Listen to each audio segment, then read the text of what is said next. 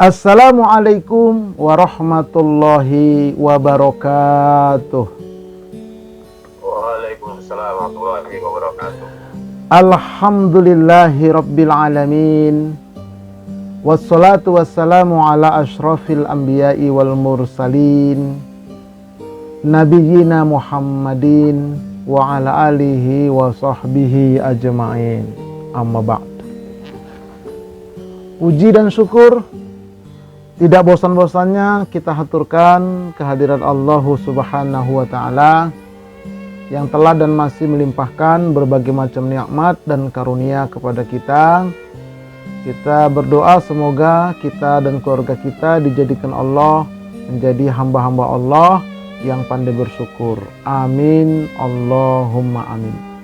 Salawat dan salam semoga Allah sampaikan keharibaan Nabi kita Muhammad Sallallahu Alaihi Wasallam. Sahabat-sahabat santri pesantren virtual Pondok Salat yang dirahmati oleh Allah Subhanahu Wa Taala. Seperti biasa saya selalu menginformasikan, mungkin ada yang baru gabung. Ada 3 program yang sedang saya jalankan. Yang pertama pesantren virtual Pondok Salat ini, dan kita ini adalah tingkat lanjutan, ya, tingkat lanjutan.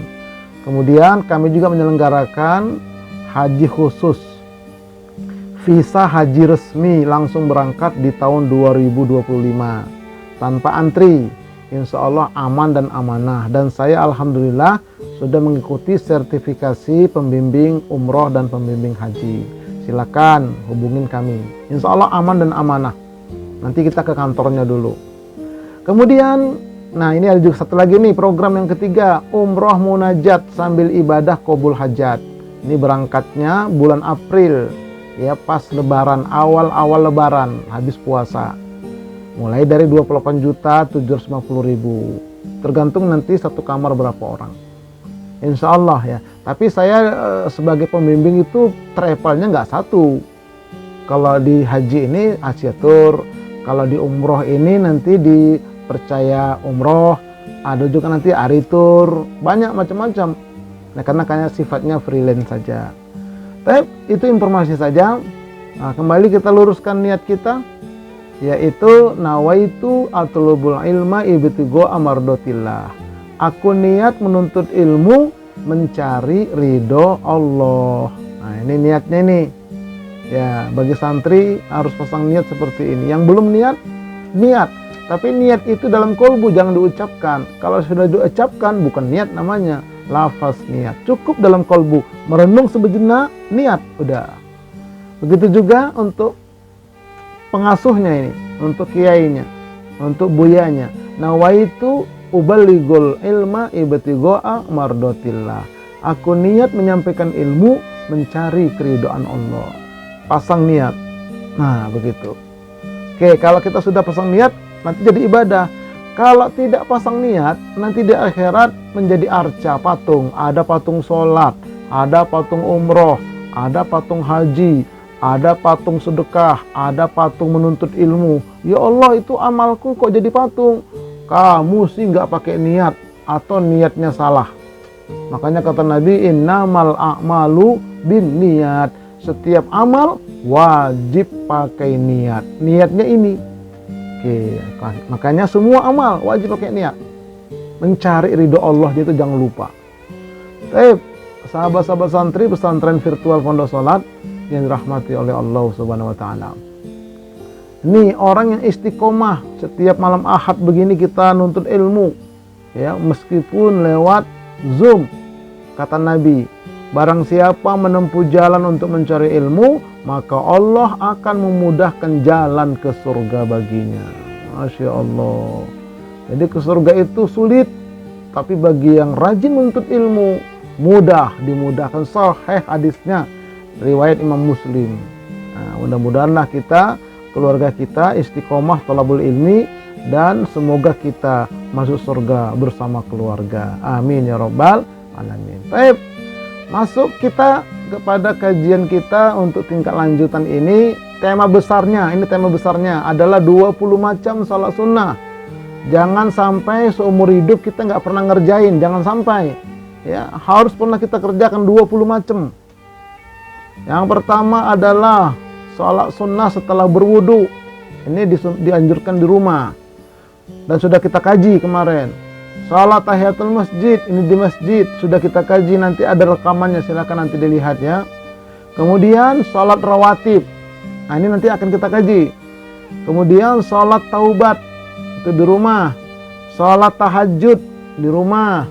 Sholat hajat, di rumah. Sholat witir, paling afdol di rumah. Sholat syuruk, nah di masjid, atau perempuan boleh di rumah. Perempuan boleh di masjid, boleh di rumah. Laki-laki harus di masjid, di rumah nggak sah. Nanti kita akan kaji, pahalanya besar seperti haji umroh. Nah, kemudian sholat duha di rumah. Kemudian sholat tarawih boleh di masjid, boleh di rumah. Kemudian sholat Idul Fitri di lapangan atau di masjid kalau hujan. Idul Adha juga demikian. Kemudian istisqa di lapangan minta hujan. Kemudian istikharah ini di rumah. Lalu gerhana bulan di masjid atau lapangan, gerhana matahari juga demikian. Kemudian intizar di masjid, ini ketika sholat Jumat sebelum khatib naik kita sholat intizar. Nah, nanti ada kajiannya insyaallah. Kemudian 18 ba'da tawaf, ini di Masjidil Haram. Kemudian 19 ba'da safar, pulang dari umroh jangan masuk rumah, mampir dulu ke masjid terdekat atau musola, sholat dulu di sana baru masuk ke rumah. Nah, kemudian yang ke-20 sholat tasbih, ini khilafiyah. Ada yang mengatakan ada sunnahnya, ada yang mengatakan tidak ada sunnahnya. Tapi tetap kita kaji nanti. Nah, malam hari ini akan kita bahas adalah tentang sholat sunnah rawatib. Nah, ini ya. Pertemuan keempat, sholat sunnah rawatib. Pertemuan pertama dulu, keutamaan sholat sunnah. Kedua, wudu. Ketiga, tahiyatul masjid. Yang sekarang yang keempat, sholat sunnah rawatib. Oke ya, mari kita lihat. Nah, apa sih yang dimaksud dengan sholat sunnah rawatib itu? Pengertiannya apa sih? Segala sesuatu kita harus ngerti. Kalau sudah ngerti, paham, baru kita amalkan. Karena kalau kita nggak ngerti, kita amalkan, itu nggak jadi ibadah dia. Ini salah satu syaratnya juga ilmu. Selain niat tadi ilmu. Nah, makanya kita wajib ngerti, kita belajar. Nah, yang dikatakan sholat sunnah rawatib adalah sholat sunnah yang dikerjakan sebelum namanya qobliyah atau sesudah namanya ba'diyah sholat 5 waktu. Ya, sholat 5 waktu dimulai dari isya, sholat subuh, sholat lohor atau zuhur. Nah, itu nanti kan ada sebelum, ada sesudah. Sebelum sholat zuhur, nanti kita sholat dulu sunnah. Setelah sholat zuhur, nanti sholat sunnah. Itu namanya rawatib, pengiring. Ya, jadi rawatib itu adalah pengiring sholat fardu. Pengiring sholat fardu. Nah, ini ya, sebelum namanya qobliyah, setelah namanya ba'diyah. Tuh. Qobliyah zuhur, ba'diyah zuhur, begitu. Itu namanya sholat sunnah rawatib. Baik. Nah, sholat sunnah rawatib itu atau qobliyah ba'diyah itu terbagi dua. Ada yang dia itu predikatnya sholat sunnahnya muakkad. Artinya muakkad itu sangat-sangat dianjurkan. Ada yang ghairu muakkad, tidak dianjurkan. Nah, jadi kalau muakkad ini tidak pernah ditinggalkan Nabi. Tapi kalau ghairu muakkad itu lebih sering ditinggalkan Nabi, tapi pernah juga dilakukan Nabi. Nah, tidak apa namanya? Ghairu muakkad itu bukan haram, bukan. Jarang dilakukan Nabi. Tapi kalau muakkad nggak pernah ditinggalkan Nabi. Nah, oke ya. Jadi itu pengertiannya, muakkad sama ghairu muakkad. Oke. Nah, mari kita lihat apa saja yang dikatakan sholat sunnah rawatib yang muakkad itu. Apa saja sholatnya? Di mana dia adanya? Di sholat apa saja maksudnya? Nah, mari kita lihat. Ini kita tandai ini. Sunnah rawatib yang muakkad. Nah, ini sunnah rawatib yang muakkad itu ada tiga kelas. Yang pertama, dia jumlahnya sehari semalam 12 rakaat. atau 10 rakaat atau nanti 8 rakaat. Ini mungkin baru dengar ya, tapi memang begitu hadisnya. Kapan kita 12 rakaat, kapan dia 10 rakaat, dan kapan dia 8 rakaat. Nah, jadi kalau 12 atau 10 rakaat itu di hari-hari biasa selain hari Jumat. Tuh. Di hari-hari biasa selain hari Jumat. Oke. Ini selain musafir ya, ini bagi orang yang mukim. Kalau musafir tidak ada qobliyah ba'diyah. Justru dijamak sama dikosor dia. Sudah kita kaji. Sudah kita kaji tuh di tingkat dasar kemarin. Nah, mari kita lihat yang sebelah kiri adalah sebelum, yang sebelah kanan adalah sesudah. Nah, inilah dia. Salat Isya, subuh, zuhur, asar, maghrib. Kenapa dari Isya dulu, Ustaz? Nah, itu sudah kita kaji kemarin tentang hadisnya itu. Nah, tapi kalau kita buat singkatan I S Z A M. Nah, orang-orang tua dulu zuhur itu diganti dengan luhur, maka disingkat dipanjangkan menjadi Islam. I-nya Isya, S-nya subuh, L-nya lohor, A-nya asar, M-nya maghrib. Orang Islam itu adalah mengerjakan yang 5 waktu ini, Islam. Nah, begitu.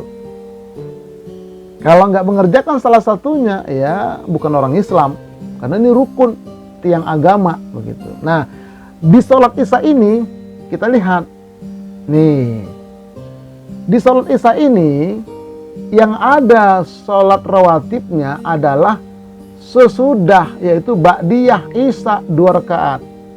Nah, qobliyah Isya ini ghair muakkad. Nabi pernah ngerjakan, tapi lebih sering tidak ngerjakan. Tuh, ada juga sebagian yang mengerjakan, ada yang nggak mengerjakan, karena Nabi begitu. Ya, pernah Nabi mengerjakan, tapi tidak sering. Tapi kalau ba'diyah Isya nggak pernah ditinggalkan Nabi. Nah, ini sholat Isya 2 rakaat. Nanti kita hitung ya berapa jumlahnya dia. Kemudian sholat subuh. Nah, ini di sholat subuh nih. Adanya sebelum subuh 2 rakaat. Sesudah subuh nggak ada. Nggak pernah sekalipun Nabi mengerjakan. Ustadz, Nabi pernah mengkodok. Itu khususon buat Nabi. Ya, khususon. Kalau kita bagaimana Ustadz? Apa membolehkan kita nanti mengkodok sholat qobliyah subuh karena kesiangan? Sebagian ulama mengatakan harus seseorang itu qobliyah subuhnya itu nggak pernah putus tahun. Nah, begitu, nggak pernah putus tahun. Tiba-tiba karena kesiangan dia nggak bisa qobliyah subuh, maka itu diperbolehkan dia mengkodok qobliyahnya. Tapi kalau kayak kita misalnya yang belentang-belentung qobliyah subuhnya, tiba-tiba kita mengkodok, nah itu nggak dituntunkan, ya, nggak ada syariatnya. Oke, nah jadi kita ini berusaha dulu nih, sehari semalam mari kita usahakan jangan sampai itu ketinggalan. Ustadz, apakah harus di awal waktu? Tidak, di tengah-tengah waktu juga boleh, asalkan masih sempat sholat 5 waktu di waktunya. Itu sudah kita kaji tentang waktu sholat. Ya, nggak mesti habis azan, nggak mesti sudah di tengah-tengah. Misalnya kita nanti melaksanakan ba'diyah Isya, kita sholat Isyanya karena ada kerjaan, sholat Isya jam 10. Habis sholat Isya, boleh nggak ba'diyah? Boleh. Tuh, sholat Zuhur pun gitu. Kita sholat Zuhur jam 2 misalnya. Sebelum Zuhur kita itu qobliyah dulu, boleh. Asalkan masih dalam waktu Zuhur. Oke ya, itu. Nah, itu jadi sudah 4. Ba'da Isya, ba'diyah Isya 2. Qobliyah subuh 2, sudah 4 dia. Nah, sekarang Zuhur, kita lihat Zuhur. Zuhur ini karaoke, kanan kiri oke dia. Sebelumnya ada 2 pilihan. Ada hadisnya. Ada 2 rakaat saja atau dia 4 rakaat, tapi tetap 2 salam. 2 rakaat salam berdiri lagi ya qobliyah zuhur. Nah, jadi terkadang Nabi itu ya 4 rakaat dia sebelum zuhur, terkadang 2 rakaat, tapi yang sering itu 2 rakaat. Pernah juga 4 rakaat. Tuh. Ya. Pernah, tapi lebih sering dia itu mengerjakan daripada qobliyah Isya. Ya, qobliyah zuhur itu terkadang Nabi 4, tapi lebih sering 2 rakaat.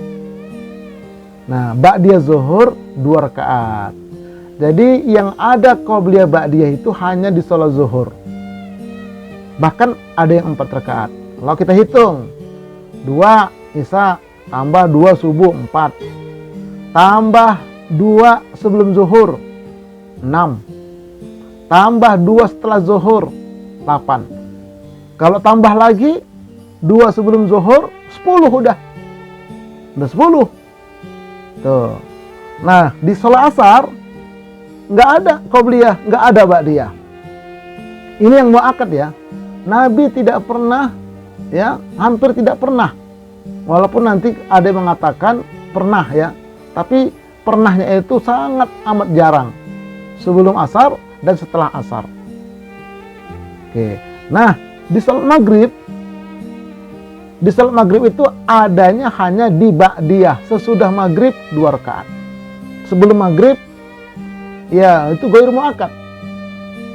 Hampir tidak pernah Nabi, walaupun pernah beberapa kali. Tapi dia tidak menjadi rutin. Tapi kalau ba'diyah maghrib rutin, nggak pernah ditinggal. Nah, jadi kalau kita hitung zuhurnya itu 4 rakaat, maka totalnya 12. Tapi kalau zuhurnya cuma 2 rakaat, totalnya 10. Mana yang paling bagus Ustadz? Dua-dua bagus, tergantung kita. Mau pilih 10 atau 12? Nah itu ya, mau pilih 10 atau 12. Ini harus kita pahamkan. Sekali lagi, sholat Isya itu yang ada ba'diyahnya sesudahnya 2 rakaat. Sholat subuh yang ada qobliyahnya 2 rakaat. Sholat zuhur, qobliyah, ba'diyah ada 2 atau 4 dan 2. Asar tidak ada qobliyah, tidak ada ba'diyah. Maghrib tidak ada qobliyah, adanya hanya ba'diyah 2 rakaat. Totalnya bisa 12, bisa 10. Dilihat nanti qobliyah zuhurnya.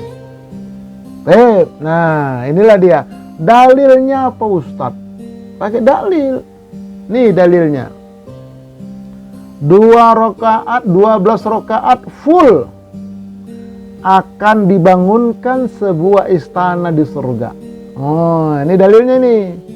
An Ummi Habibah qalat qala Rasulullah sallallahu alaihi wasallam man shalla fi yaumin wa lailatin sintai asrata raq'atan bunyalahu baitun fil jannati arba'an qabla zuhri wa raq'ataini ba'daha wa raq'ataini ba'dal maghribi wa raq'ataini ba'dal isya'i wa raq'ataini qabla salatil fajri. Artinya, barang siapa sholat 12 rakaat dalam sehari semalam, maka akan dibangun bagi dia istana di dalam surga, yaitu 4 rakaat sebelum zuhur, 2 rakaat setelah zuhur, 2 rakaat setelah maghrib, 2 rakaat setelah isya, dan 2 rakaat sebelum subuh. Hadis riwayat Imam At-Tirmidzi. Tapi harus lengkap, 12 rakaat atau 10 rakaat. Satu hari satu malam lengkap, 1 istana. Besok lagi 1 istana. Mana istananya Ustadz? Nih, jika full 12 rakaat atau 10 rakaat, maka dibangunlah 1 istana yang megah, yang indah, disiapkan untuk kita. Tiap hari full dia, istana terus, istana terus. Ustadz, nanti kalau istana saya banyak macam mana Ustadz? Enggak apa-apa, mau dikontrakkan silahkan. Mau dikontrakkan silahkan. Dinikmatin, itu memang kata Nabi kok. Iya, kata Nabi seperti itu. Dan itu Allah maha kaya, maha luas. Itulah luar biasanya itu. Tapi full, ya 12 rakaat atau 10 rakaat. Ustadz, kalau saya nggak full, cuman 5 Ustadz, cuman 4 Ustadz, atau cuman 6, adakah dapat istana juga? Ada. Nih, jika tidak full, tapi istinanya beda, setengah jadi. Ya, kalau dia cuma 2 rakaat, 4 rakaat yang dia kerjakan, ya cuma dapat pondasi lah. Atau naik dikit lah, belum selesai. Karena cuman 6 rakaat misalnya. Cuma 6 rakaat dia. Nggak sampai full. Ya bangunannya juga nggak full juga. Ya sesuai dong.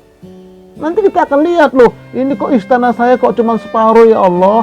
Ya kamu juga sehari itu, waktu hari itu cuma separuh ngerjainnya. Nggak sampai 12, nggak sampai 10, ya itu dapatnya. Nah, terus nanti lihat lagi banyak yang separuh-separuh. Nah, akhirnya Allah Maha Pengasih, Maha Penyayang, Maha Kaya. Ya udahlah, terusin malaikat, diteruskan jadi istana juga. Nah, begitu, itu pengasihnya Allah itu. Tapi ditunjukkan dulu, ditunjukkan oleh Allah.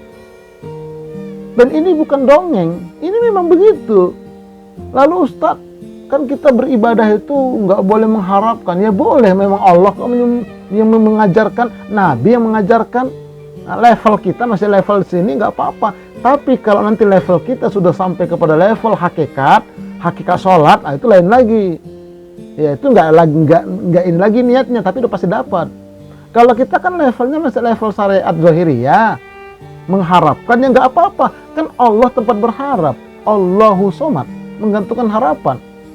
Nabi menyampaikan ini atas dasar syariat Allah. Kita berharap boleh untuk makom kita, untuk kelas kita. Yang nggak boleh berharap kepada selain Allah, nggak boleh. Berharap kepada Allah wajib hukumnya. Ya. Tapi sekali lagi ini untuk makom kita. Nah nanti pelan-pelan setelah kita paham sholat yang hakikat itu, makom ini kita tinggalkan. Kita masuk ke makom yang lebih tinggi. Tapi tetap dapat ini. Nah begitulah dalam Islam itu. Jangan dinafikan ini, memang ada kok hadisnya. Nah penggembira untuk pemula. Baik ya, nih. Nah kemudian dikuatkan dengan hadis berikut ini. An Aisyah radhiyallahu anha, anna Nabiya sallallahu alaihi wasallam kana la yada'u arba'an qabla zuhri wa rak'ataini qabla al-ghadati.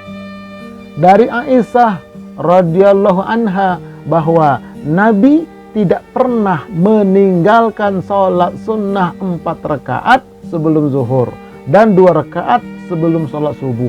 Hadis riwayat Imam Bukhari. Nah ini pula tadi.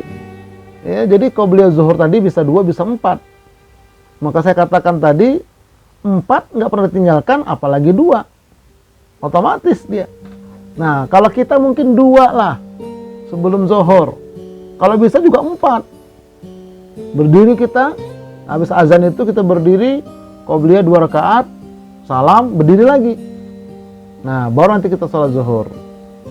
Ketika sholat sendiri di rumah jam 2, boleh juga. Yang penting masih dalam waktu zuhur. Nah, ya, dan 2 rakaat sebelum subuh. Nah, sholat sunnah rawatib yang muakkad, yang 8 rakaat. Kapan itu? Ketika hari Jumat. Nah, di hari Jumat dia ini agak berkurang jumlahnya. Kalau hari-hari biasa tadi selain Jumat bisa 12, bisa 10. Tapi kalau hari Jumat itu 8 dia. Jangan kurang dari 8. Lebih nggak bisa. 8 dia. Nah, bagaimana penjelasan? Kita lihat. Sholat Isya normal ya. Seperti tadi. Adanya ba'diyah Isya. Ini yang muakkad sekali lagi. Kemudian kalau subuh sama seperti tadi.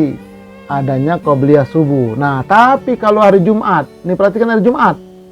Hari Jumat itu adanya hanya ba'diyah Jumat. Qobliyah Jumat tidak ada tuntunannya. Ini maaf ini.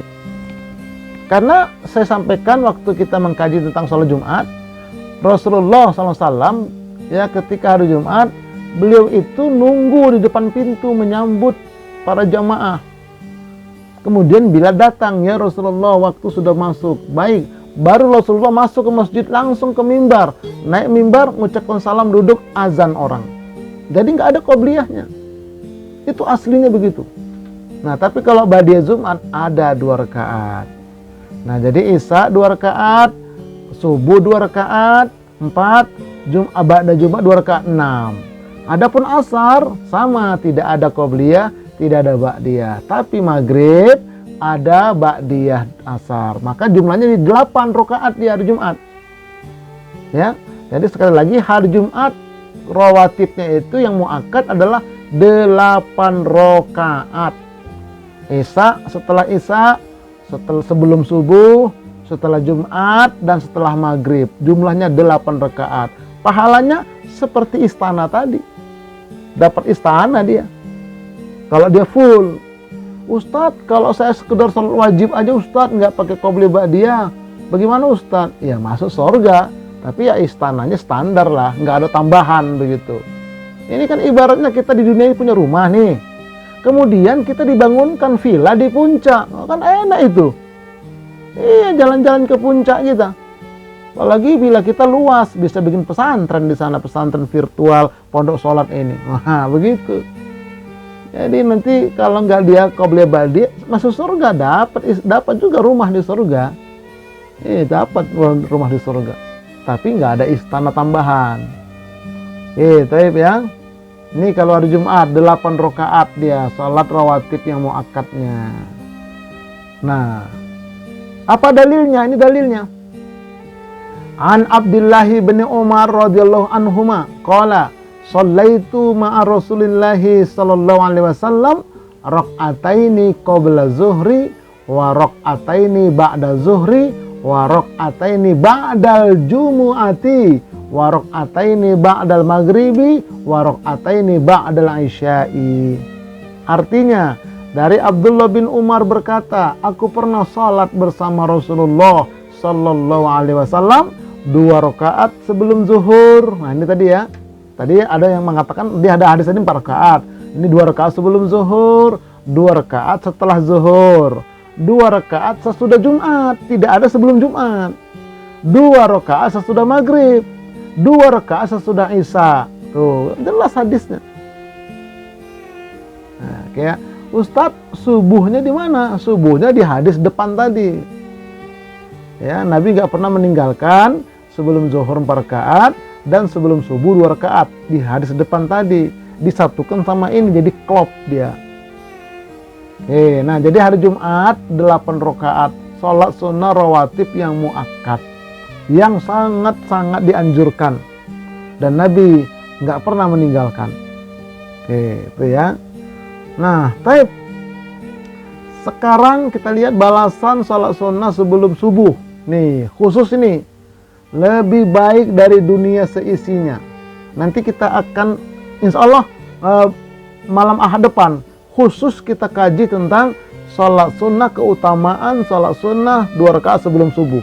Akan datang itu agak panjang penjelasannya. Ini satu hadis saya sampaikan.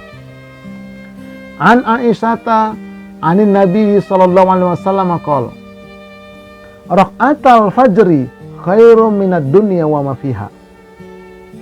Dari Aisyah radhiyallahu anha, dari Nabi sallallahu alaihi wasallam bersabda, 2 rakaat fajar atau qobliyah subuh itu lebih baik daripada dunia seisinya.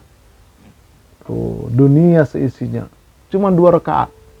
Nah, nanti sekali lagi kita akan kaji secara rinci, ya, penjelasan secara detail sehingga kita termotivasi insya Allah malam Ahad yang akan datang insya Allah.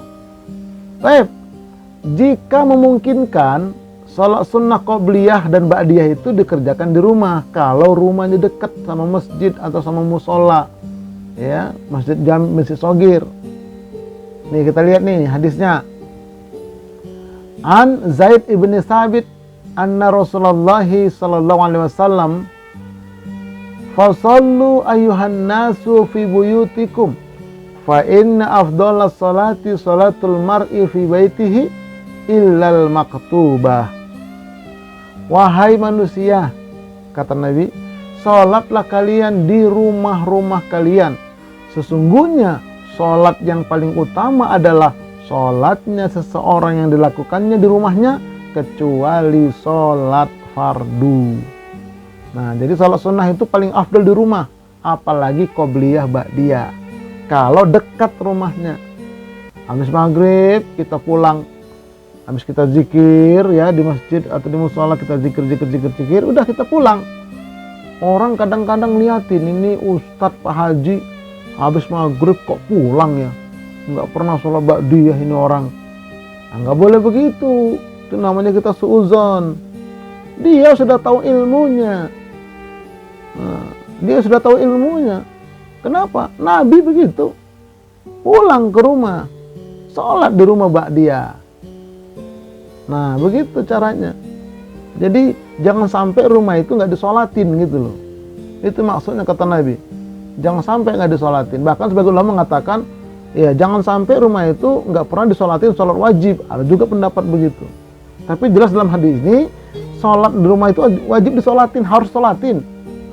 Ya, jangan seperti kuburan kata Nabi. Karena nggak boleh sholat di atas kuburan. Baik ya. Nih, jadi usahakan qobliyah ba'diyah itu kalau dekat rumahnya di rumah. Tapi kalau jauh lah pula. Saya nanti besok subuh saya ngisi ceramah subuh, kajian subuh di Cinere, ya di Cinere.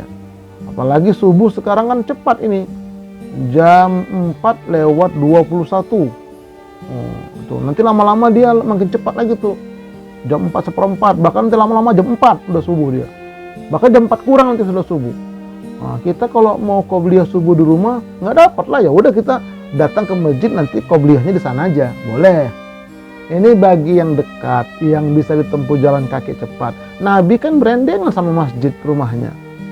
Ya, wajar Nabi itu qobliyahnya di rumah, ba'diyahnya di rumah. Baik. Nah, sekarang kita masuk sholat sunnah rawatib ghairu mu'akkad, yang tidak dianjurkan. Ya, tapi kalau ada yang ngerjakan boleh Ustadz, boleh. Apa lebih baik Ustadz? Nggak boleh mengklaim lebih baik, boleh aja udah, pasti dapat pahala pasti. Nah, nih kita lihat ya, sholat ya, sholat qobliyah dan ba'diyah yang ghair muakkad. Mari kita lihat. Satu, ya, adalah 2 rakaat sebelum maghrib. Nah, ini makanya kalau kita ke masjid, ya saya ngisi pengajian dekat rumah itu, ya pengajian maghrib sampai isya. Habis azan ini kita baru nyampe. Nah, orang-orang pada sholat, padahal sudah sampai duluan. Sholat apa? Ya qobliyah maghrib. Apa kita boleh sholat Ustaz baru datang? Saya datang tuh, ada waktu, saya sholat, tapi sholatnya tahiyatul masjid, bukan qobliyah maghrib. Nah, gitu. Kalau kita tadi datangnya lebih awal, kita menyambut azan, nah, kemudian orang pada sholat, ya nggak usah sholat kita. Seperti hari Jumat tadi. Ya, kadang-kadang kan habis azan orang sholat dulu, padahal khotib sudah naik. Aslinya nggak ada sholat qobliyah Jumat. Nah, tapi kalau qobliyah maghrib, nanti ada dalilnya. Kemudian 4 rakaat sesudah zuhur. Tadi yang sebelum zuhur yang 4. Nah, tapi ini yang 4 setelah zuhur, 2 rakaat salam, 2 rakaat salam.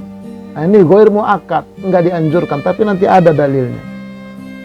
Yang ketiga, 2 rakaat sebelum asar. Tadi kan asar sebelum sesudah nggak ada, tapi ada nanti sebelum asar 2 rakaat. Setelah asar nggak ada. 2 rakaat sesudah asar juga. 2 rakaat sesudah asar ada juga. Ya. Dan yang kelima, 2 rakaat sebelum isya. Nah, ini yang nomor 5 ini yang masih lebih kuat dia. Ya, mendekati muakkad dibanding dengan 1, 2, 3, 4. Yang kelima ini mendekati muakkad. Ya, mari kita lihat dalil-dalilnya. An Abdullah bin Mughaffal al-Muzani anna Rasulullah sallallahu alaihi wasallam qala baina kulli adzanaini salatun salasan liman syaa. Setiap di antara 2 azan, yaitu azan dan qomat, ada sholatnya. Beliau mengucapkan 3 kali. Kemudian beliau bersabda pada kali yang ketiga, bagi siapa yang menghendaki. Nah, itu kata Nabi. Jadi kata Nabi, baina kulli azaini salatun. Baina kulli azaini salatun. Baina kulli azaini salatun. Liman sya'a. Di antara azan dan qomat ada salat sunnah. Di antara azan dan qomat ada salat sunnah. Di antara azan dan qomat ada salat sunnah, bagi siapa yang mau. Nah, kira-kira gitu. Ya, yang nggak mau ya nggak apa-apa. Yang mau ya silakan. Jadi antara yang ngerjakan sama yang tidak mengerjakan itu berimbang, kata ulama. Berimbang. Nah, makanya setiap sebelum sholat 5 waktu, sebelum isya, sebelum subuh, sebelum zuhur, sebelum asar, sebelum maghrib, karena dia di antara 2 azan dan qomat, ada sholatnya kata Nabi, makanya sebagian mengerjakan sholat qobliyah yang 5 waktu itu. Ya, ini dalilnya mereka, walaupun riwayat Bukhari, tapi sebagian ulama mengatakan ini adalah ghairu muakkad. Ya, ghairu muakkad karena dari isi hadisnya itu pesannya bagi siapa yang mau. Nah, jangan dilarang, jangan dibid'ahkan, terserah dia. Setiap sholat 5 waktu itu qobliyah dia. Nah, kemudian 2 rakaat sebelum maghrib ghairu muakkad, ini dalilnya.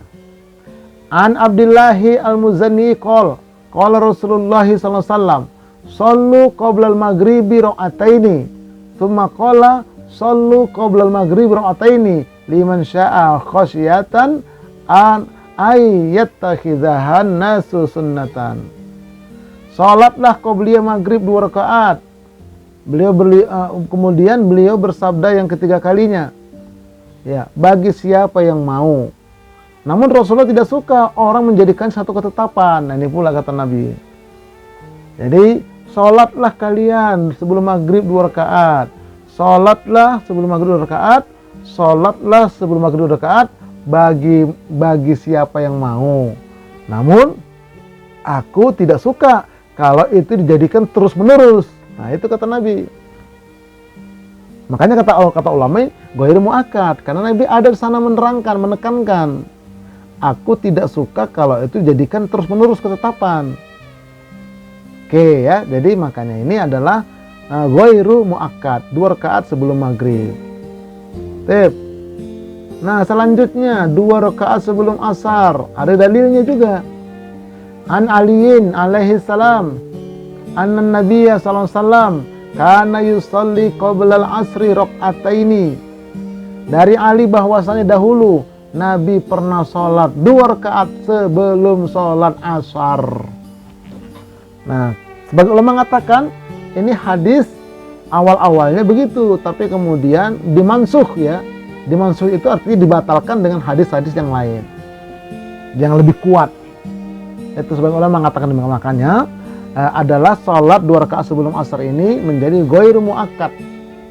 Ya, walaupun Nabi pernah, tapi kemudian dimansuh istilahnya.